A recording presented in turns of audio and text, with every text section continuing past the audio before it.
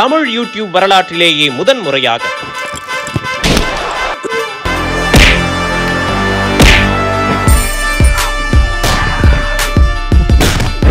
Social மீடியாக்களில் கலக்கிக் கொண்டிருக்கும் 15க்கும் மேற்பட்ட காமெடி பிரபலங்களை வைத்து நடத்தப்பட்ட பிரம்மாண்டமான ரெஸ்லிங் காமெடி ஷோ.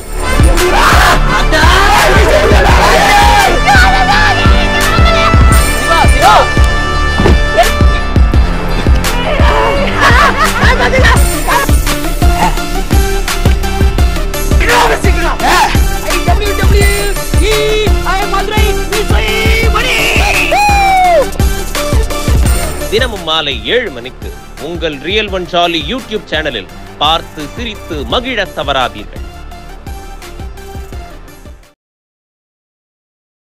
குமார் தான் என் கையை உடைத்தார். இந்த கோவை சிறைதான் உனக்கு சமாதி என்று என்னை மிரட்டுகிறார். ஆனால் இன்னைக்கு சொன்ன அந்த காட்சி நான் பார்த்தேன். அது பேசும்போது பயம் மாதிரி தெரியல. பயம்லாம் எதுவுமே இல்லை. ஏதோ நமக்கு ஒரு தகவல் சொல்கிற மாதிரி சொல்கிறாரு. கொஞ்சம் வேகமாக சொல்கிறாரு. சத்த பாம்பு அடிச்சு பாம்பு அடிச்சான்னு சொல்கிற அந்த மாதிரி தான் இருக்குது இந்த கதை. ஏற்கனவே உடஞ்ச கைன்னு சொல்லி யார் சொன்னது? அவங்க வழக்கறிஞர் சொல்லியிருக்கிறாரு. இது ஏற்கனவே அவர் பார்த்தீங்கன்னா உடஞ்சிருக்கு, ஒரு பிளேட் வச்சிருக்காரு சொல்லிட்டு. இந்த மாதிரி தள்ளு முள்ளு ஏதாவது நடக்கும் போது என்ன இருக்கு. நான் போன தடவை வந்தபோது பார்த்தீங்கன்னா அப்படின்லாம் என்ன இருக்குல்ல, இவர் மேலே அவர் மேலே நீ என்ன ஏற்கனவே நீ சொல்லாத போய் புதுசாக சொல்லிட போகிற. நீங்கள் அடிக்கலாம்னு நீ அடிச்சேன்னு சொல்ல தான் போகிறேன். பார்த்தா முறைச்சேன்னுவேன். இதானே சார் கை வாங்கினாலும் அடிச்சிட்டாங்கன்னுவேன். கையை உடச்சிட்டாங்க, காலை உடச்சிட்டாங்க, நல்லா தான் நடந்து வர உலகம். இப்போ என்ன குறை இருக்குது சார்? நீங்களே சொல்லுங்கள். இது தவறாச்சு. ஒரு அதிகாரியை நேரடியாக பாதிக்குது. ஒரு உதவி பெண் ஆய்வாளர்களுடைய பார்த்தீங்கன்னா அந்த சொசைட்டியே பார்த்தீங்கன்னா பாதிக்கப்படுது. ஒரு தேர்ட் ஜெண்டர் பார்த்தீங்கன்னா நீங்கள் கொச்சப்படுத்துறீங்க. இது உங்களுக்கு தவறுன்னு தெரிஞ்சு நீங்கள் என்ன செஞ்சிருக்கணும்னு கேட்டால் அதை எடிட் பண்ணிடணும். இல்லையா அந்த வீடியோவே எடுத்துகிட்டு இருக்கணும், அப்லோட் பண்ணிடக்கூடாது. அவர் செய்த ஒரே தப்பு கூடா நட்பு. சவுக்கு சங்கர் மாதிரி ஆளுக்கிட்ட நட்பு வச்சு தான் தப்பு. அவர் தோழர் வச்சார்ல, அவர் தான் வச்சுட்டார். சவுக்கு சங்கர்கிட்ட எச்சரிக்கையாக இருந்துடும். நல்ல நட்பு வேணும் சார். இதை விட என்ன சார் நமக்கு?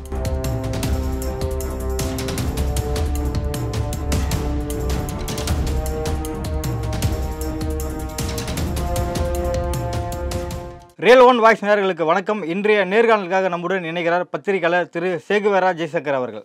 வணக்கம் சார். வணக்கம். கோவை சிறைவில் நான் கொல்லப்படுவேன், அங்கேயே எனக்கு சமாதி கட்டப்படும் அப்படின்னு என்னை மிரட்டுறாங்க அப்படின்னு சொல்லிட்டு சவுக்கு சங்கர் அவர்கள் ட்ரீட்மெண்ட்டுக்கு வர இடத்துல சொல்லியிருக்காரு. இதை நீங்கள் எப்படி பார்க்குறீங்க? இது எக்ஸ்ட்ரீம் பயத்தின் உச்சக்கட்டம் நம்ம எடுத்துக்கலாமா, இல்லைனா இது ஒரு கற்பனையாக எடுத்துகிட்டு அவர் சொல்கிறாரு? இல்லை, அந்த சம்மந்தப்பட்ட அந்த வீடியோ காட்சியை நான் பார்த்தேன்.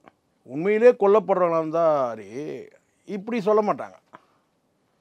இது கேட்டிங்கன்னா ஒரு 2 நாட்களுக்கு முன்னாடி அவரை பார்த்தபோது ஒரு மரண பீதி இருந்தது உண்மை. அப்போ இதை சொல்லியிருந்தார் கூட நாம் அதை உண்மை என்று எடுத்துக்கொள்ளலாம். ஆனால் இன்றைக்கி சொன்ன அந்த காட்சியை நான் பார்த்தேன். அது அவர் பேசும்போது அந்த பயம் மாதிரி தெரியல. பயம்லாம் எதுவுமே இல்லை. ஏதோ நமக்கு ஒரு தகவல் சொல்கிற மாதிரி சொல்கிறாரு. கொஞ்சம் வேகமாக சொல்கிறாரு. நான் என்னை ஒரு குறிப்பிட்ட கோவை சேர்ந்த குறிப்பிட்ட ஒரு அதிகாரி பேரை சொல்லி என்னை அவர் உன்னை சிறையில் கொள்வேன், உனக்கு சமாதி கட்டுவேன் அப்படின்னு சொல்கிறார். அந்த காட்சி பார்க்கும்போது அதுக்கு பிறகு அவர் அதை சொல்லிவிட்டு அவர் நகை சிரிப்போட புன்னகையோடு அவர் நடந்து போகிறதெல்லாம் நம்ம பார்க்குறோம். இது எப்படி நான் பார்க்குறேன்னா, சில நாட்களுக்கு சில மாதங்களுக்கு முன்னாடி சிவாஜி கிருஷ்ணமூர்த்தியை ஒரு ஆபாசமாக பேசுனதுக்காக குஷ்பு கொதிச்செழுந்து ஒரு பேட்டி கொடுத்ததை பார்த்தோம். பேட்டி கொடுத்துட்டு அடுத்த செகண்ட் இப்படி சிரிச்சதெல்லாம் நம்ம பார்த்தோம். அதுக்கும் சவுக்கு சங்கர் இப்போ பண்ணதுக்கும் ரொம்ப வித்தியாசம்லாம் கிடையாது. உண்மையிலேயே கொல்லப்படுவாங்கன்னா அவங்களோட முகத்தில் அந்த பயம், மரண பீதி இருக்கும். அதோட ஒரு சோகம் இருக்கும். ஆனால் அவர் சுறுசுறுப்பாக நடந்து வந்ததே நம்ம பார்த்தோம். அவர் வேகமாக சொல்லக்கூடிய இந்த வார்த்தையை நம்ம பார்த்தோம். அதனால் நம்பும்படியாக இல்லை. ஏற்கனவே நம்பிக்கை உரிய மனிதர் கிடையாது சவுக்கு சங்கர்.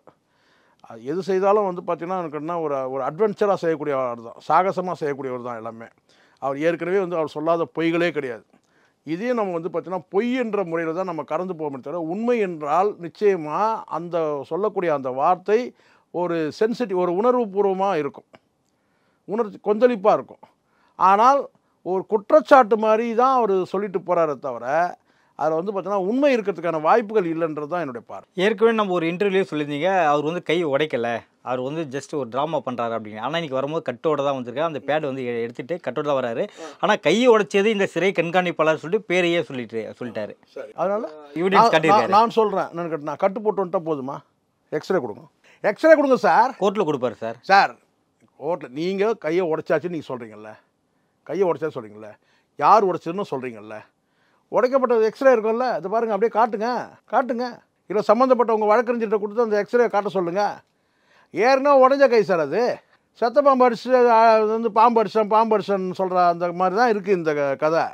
ஏற்கனவே உடஞ்ச கைன்னு சொல்லி யார் சொன்னது? அவங்க வழக்கறிஞர் சொல்லியிருக்கிறாரு. இது வந்து ஏற்கனவே அவர் வந்து பார்த்தீங்கன்னா உடஞ்சிருக்கு, ஒரு பிளேட் வச்சுருக்காரு சொல்லிட்டு. இந்த மாதிரி தள்ளு முள்ளு ஏதாவது நடக்கும்போது வேணா இருக்குது. நான் போன தடவை வந்தபோது பார்த்தீங்கன்னா அப்படின்லாம் பண்ணார்ல, சீன்லாம் ஓட்டினார்ல. இப்போ என்னன்னு கேட்டால் இதை கோர்ட்டு சரி பண்ணுற மாதிரி வராரு சார். இப்போவும் சொல்கிறேன், இது பொய். கை உடஞ்சிருச்சுன்னா நீங்கள் எக்ஸ்ரே காட்டா நான் நம்புகிறேன். ஆக்சிடென்ட் சொன்னீங்க, 4 பக்கம் சிசிடிவி கேமரா வந்து உங்களால் காட்ட முடியுமா? ஃபுட்டேஜ் காட்ட முடியுமா? காட்ட முடியாது இல்லை. அப்புறம் நியாயமாக தான் சார் நம்ம பேசுகிறோம். போலீஸ்க்கு ஆதரவாக பேசுதான் நீங்கள் நினைப்பீங்க. நான் போலீஸுக்கு ஆதரவாக பேசுகிறேன். இதே நான் சொல்கிறேன், நீங்கள் வந்து பார்த்தீங்கன்னா எல்லாத்தையுமே இப்போ தான் வந்து கதை உடச்சாச்சுன்னு சொன்னீங்க, அப்புறம் பார்த்தா பூட்டு உடச்சாச்சுன்றாங்க. நேற்று முந்தானத்து ஒருத்தர் பேசும்போது சொல்கிறாரு, ஒரு அரசியல் கட்சி தலைவர் சொல்கிறாரு கேட்டால் அவர் கால்கள் உடைக்கப்படுது, டாங்குன்னு நடந்து வர்றார். போலீஸ்காரங்க கூட வேகமாக நடக்கிறாரு. போலீஸ்காரங்க நடக்க முடியல சார், இவர் கூட வேகமாக ஓடுறதை பார்த்தோமா இல்லையா? இது ஏதோ நான் போகிற போக்கில் அடிச்சுட்டு போகிற ஆள் நம்ம இல்லை. போலீஸ்காரர்களை விட வேகமாக இருக்கிறார். கை உடைந்தால், என் கை உடைக்கப்பட்ட கை, இது வந்து உடைக்கப்பட்ட உடஞ்ச கை, கீழே வந்து உடஞ்ச கை. இந்த கை வந்து பார்த்தீங்கன்னா உடஞ்சிச்சுன்னா வேகமாக நடக்க முடியாது. ஒரு பயத்தின் வேகத்தில் கூட நடக்கலாம். நீங்கள் வந்து பார்த்தீங்கன்னா அசையும் போதே வலிக்கும். அந்த வலி துளி அளவு கூட இல்லை. சத்தம் போட்டு பேச முடியாது சார். வலி நீங்கள் நினைக்கிறீங்க கைக்கும் வாய்க்கும் என்ன நினைக்கிறீங்க? சத்தம் போட்டு பேசினால் கூட வந்து பார்த்தீங்கன்னா பெயின் இருக்கும். ஏன்னா நரம்புகள் இதெல்லாம் எல்லாமே உணருங்க. நீங்கள் நினைக்கிற மாதிரிலாம் இது வந்து பார்த்தீங்கன்னா இது ஃபேக். அவர் சொல்கிறது எல்லாமே பொய். எனக்கு தெரிஞ்சு நீங்கள் உண்மையிலே நீங்கள் வந்து கேட்டால் முந்தா நாள் பார்க்கும்போது உங்கள் முகத்தில் ஒரு மரண பீதி இருந்தது. இன்றைக்கி முகம் தெளிவாக இருக்கிறது. சொல்லக்கூடிய வார்த்தைகள் வந்து ரொம்ப தெளிவாக சொல்கிறீங்க. ஒரு அதிகாரி பேரிட்டே சொல்கிறீங்க. என்னப்போ சிறையில் வைத்து என்ன பண்ணலாம்? சிறையை மாற்றணும். உங்களுக்கு சௌகரியமாக வந்து இங்கே மாற்றணுன்றீங்க. புழல் சிறை மாற்றினா உங்களுக்கு சௌகரியமாக இருக்குமா? புழல் சிறை மதுரை வாயிலேருந்து ஒரே ரோடு சார். அவர் வீடு மதுரை வாயில். எத்தனை கிலோமீட்டர் இருக்குன்னு நீங்கள் நினைக்கிறீங்க? ஒரே ரோடு. அப்படி ரைட்டாக வந்து மாதவரம் இந்த ரோடை வந்து இந்த ரெட்டேரி சிக்னல் வந்து லெஃப்ட்டு திரும்பினா முடிஞ்சிச்சு சார் சிறை. இந்த சைடில் ஒரு 3 கிலோமீட்ரு, இந்த சைடில் வந்து ஒரு கிலோமீட்ரு, 4 கிலோமீட்டர் இருக்கும் கோயம்புத்தூருக்கு. இப்போ புரியுதுங்களா? அவர் கேட்குறது எனக்கு கேட்டால் வந்து இவர் இஷ்டமா சிறை?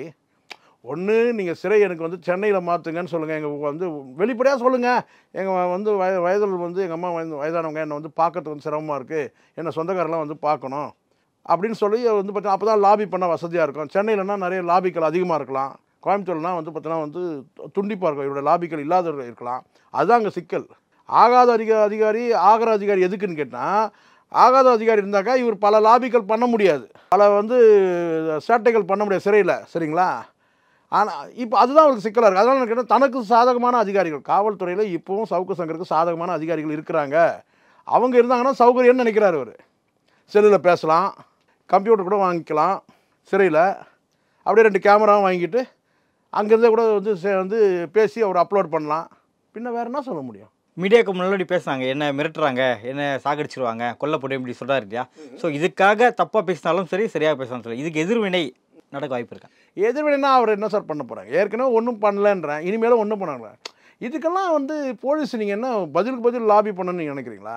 அவர் பேசினத்துக்கு அரெஸ்ட் பண்ணிட்டாங்க, அவருடைய நடவடிக்கைக்கு பதில் நடவடிக்கை எடுத்துட்டாங்க, அவ்வளோதான். அதுக்கு நடவடிக்கை எடுத்துருக்காங்க, பதில் நடவடிக்கை இல்லை. அவருக்கு பேசுனது குற்றம். ஒரு உயர் அதிகாரி வந்து அவதூறாக பேசியிருக்கிறாரு. ஒரு பெண் உதவி அதான் பொதுவில் வந்து பார்த்திங்கன்னா வந்து பெண் காவல் உதவி ஆய்வாளர்கள் வந்து அவதூறாக பேசியிருக்கிறாரு. ஒரு 3rd ஜெண்டர் வந்து பேசியிருக்கிறாரு.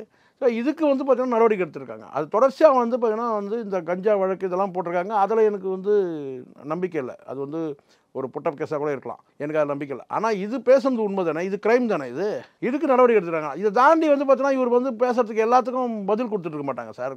அவங்களுடைய வேலையை அவங்க செய்கிறாங்க. சரிங்களா? இங்கே போலீஸ் வந்து தனித்தனியாக இருக்குது. இங்கே வந்து வழக்கு பதிவு பண்ண போலீஸ் வேறையாக இருக்கும், சிறைத்துறை போலீஸ்க்கு வேறு இருக்கும். அதனால் இவர் வந்து பார்த்தீங்கன்னா வந்து இவர் ஊரெல்லாம் இவர் வம்பு வளர்த்து வச்சிருப்பார். வந்து பார்த்தீங்கன்னா இப்போ நான் கேட்குறேன், இங்கேருந்து வேறு சிறைக்கு மாற்றினா அங்கே உனக்கு பாதுகாப்பாக இருக்குமா? நான் கேட்குறேன், எந்த சிறையும் அங்கே ஒரு ஆள் தான் உங்களுக்கு வந்து எதிரி. நீங்கள் பண்ண ஊரெல்லாம் வம்பு வளர்த்து வச்சுருக்கீங்க. எல்லாம் தான் பாதி போலீஸில் இருக்கிற பாதி பேர் வந்து இங்கே வந்து இப்போ இவருக்கு இப்போ என்ன பண்ணால் பாதி போலீஸை வந்து பார்த்தீங்கன்னா வந்து எடுத்துடணும். இங்கே வந்து உங்களுக்கு விருப்பப்பட்ட போலீஸெல்லாம் கேட்க முடியாது சார். உங்கள் விருப்பப்பட்ட ஜெயிலாக இருக்கிறீங்கன்னா ஹோட்டல் ரூம்லேயே தங்கியிருக்கீங்க. நான் கேட்குறேன், விசாரணை கைதியாக உள்ளே இருக்கிறீங்க நீங்கள்.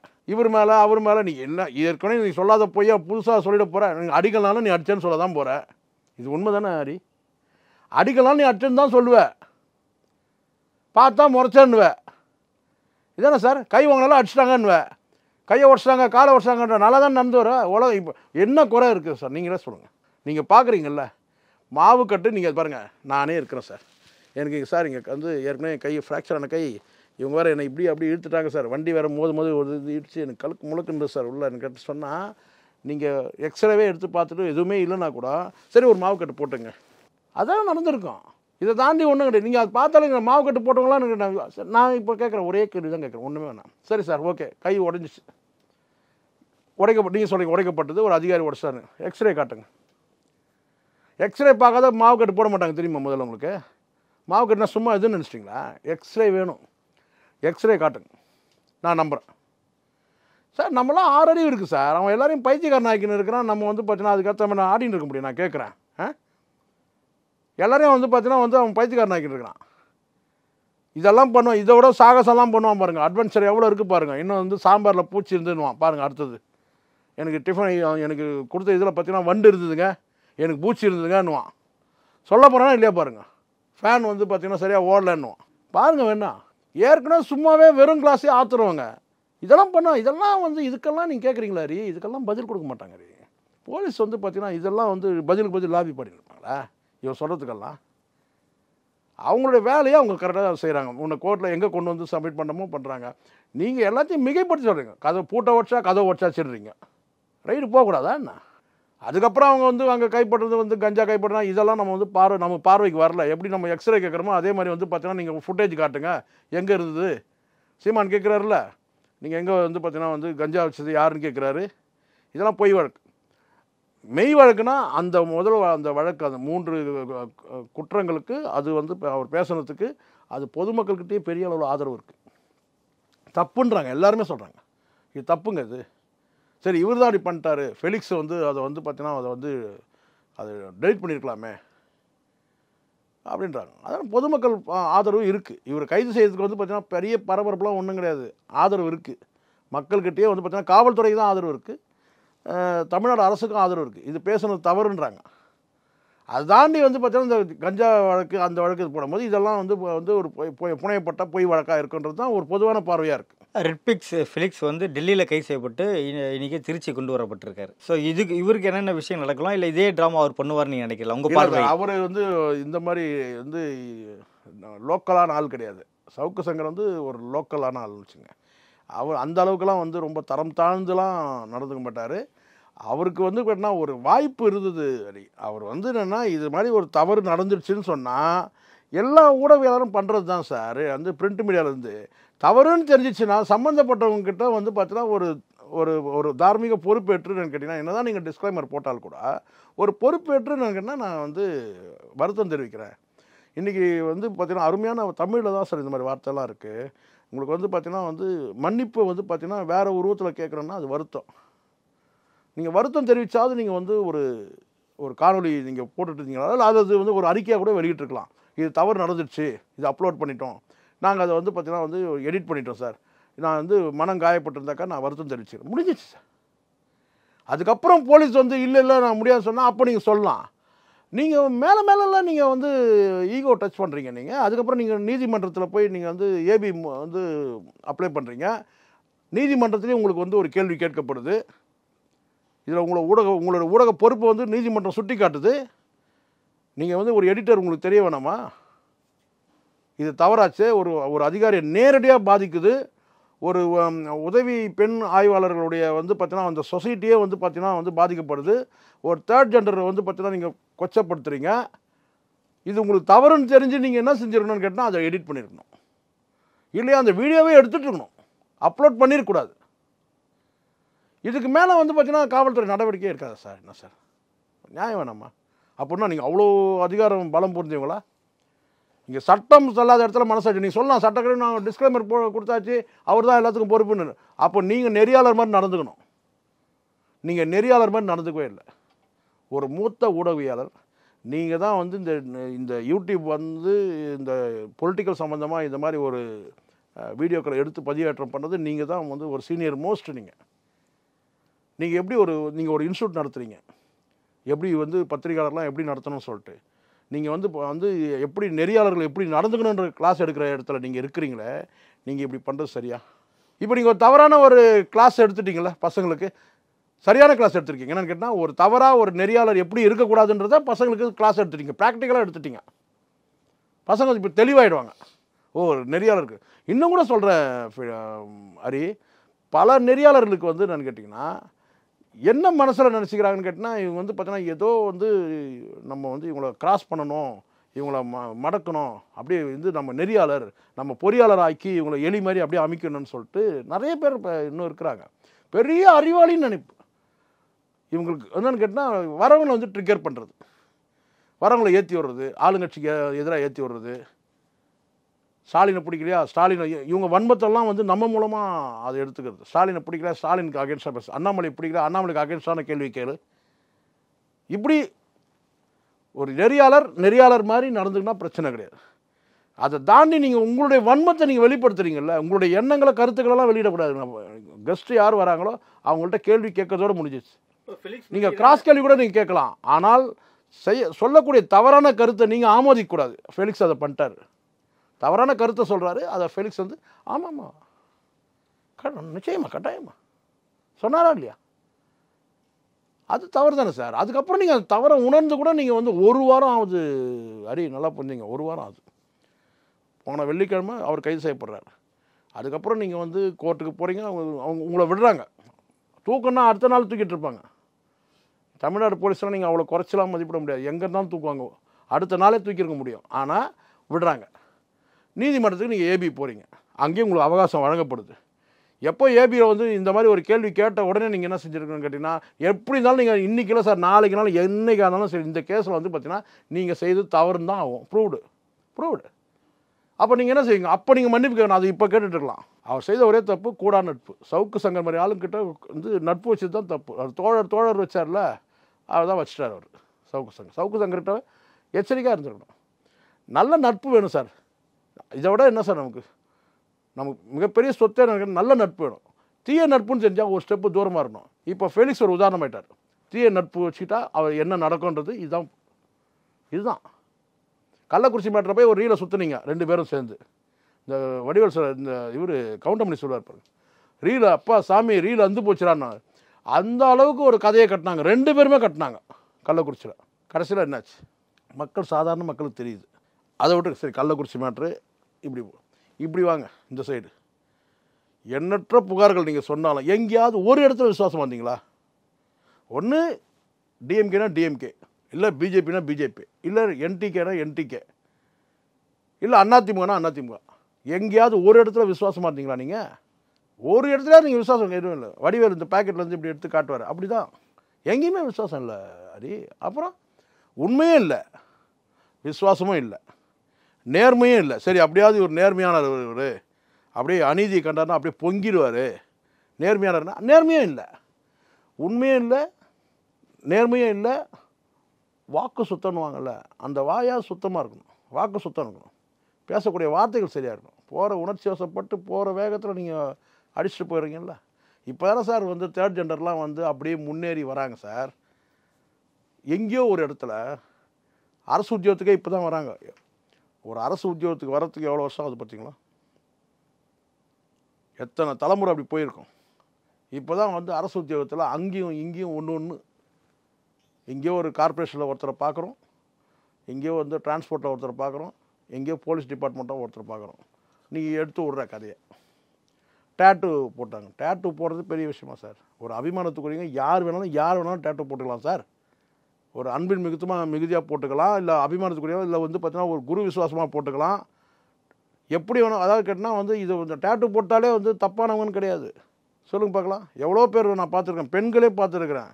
அது என்ன, அது அந்த ட்ராகன் வந்து பார்த்தீங்கன்னா எத்தனை பெண்கள் வந்து ட்ராகன் போட்டுருக்குறாங்க தெரியுமா? தோல்லையோ இல்லை பார்க்குறோம். அதை நீங்கள் சொல்ல முடியுமா? நீங்கள் விருப்பம் சார், அது இன்றைக்கி ஃபேஷன் ஆகிடுச்சு சார். பச்சை குத்திக்கிறது இன்றைக்கி இல்லை, அது எத்தனையோ வருஷத்துக்கு முன்னாடி இருந்து பச்சை குத்தின்னு இருக்கிறாங்க.